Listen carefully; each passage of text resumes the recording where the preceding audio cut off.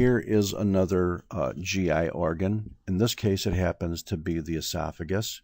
And here's what they call a barium swallow, in which the patient swallows barium, which is radiodense.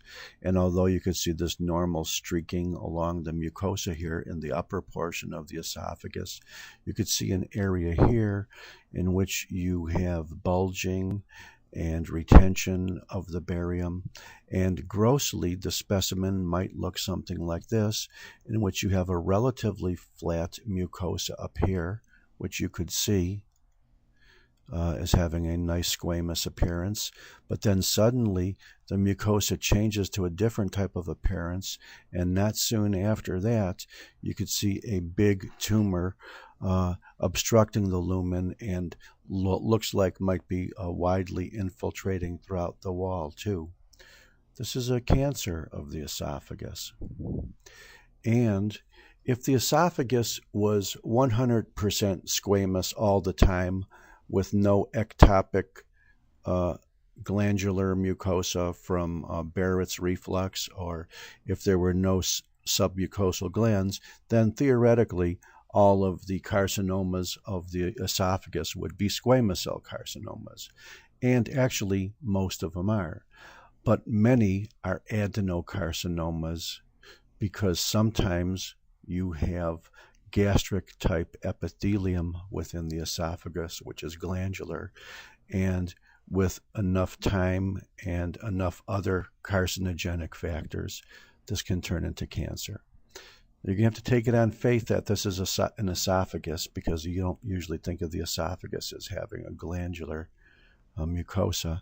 However, do I see a little remnant of squamous over here? Yes, I do. Do I see a little remnant of squamous over here? Yes, I do.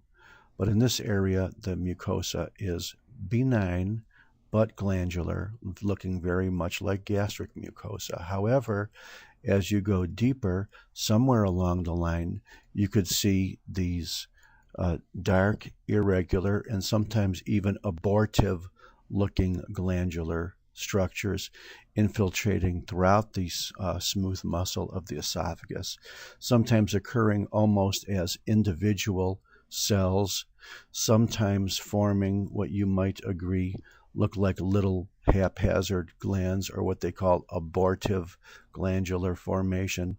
You can see that basically this process goes on all the way through the wall, looking very much the same everywhere.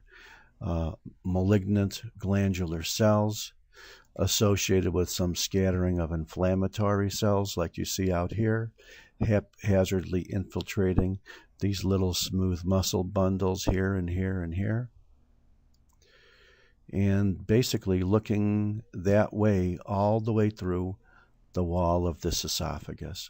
And here's some smooth muscle out here, and here's some here, and here's some here. And all the rest of these dark, ugly, nasty guys are adenocarcinoma cells. Not looking as nice as they did in the mucosa, in which we just saw simply a gastric type of epithelium. Here is an area of necrosis. Whether this was a blood vessel or not, I don't know. It might have been, but it looks to me like it has kind of a fibrinoid necrosis by being invaded from the surrounding tumor cells in all directions. Here's some more smooth muscle that's invaded. And here's an area now, perhaps we're near the outside of the esophageal wall, where they can sometimes have looser connective tissue. And you can see that this tumor has invaded the entire wall of the esophagus, all the way from the superficial lumen, all the way throughout this big, thick lump of muscle, and all the way throughout here. I take that back. It may not have gone all the way through, because it looks like there's still some more smooth muscle out here which hasn't been infiltrated by this tumor. However, look at this. Here's very much deeper part of the smooth muscle. And that has been infiltrated, hasn't it? Because you could see out here that these little glandular cells have invaded even the deepest parts of the smooth muscle.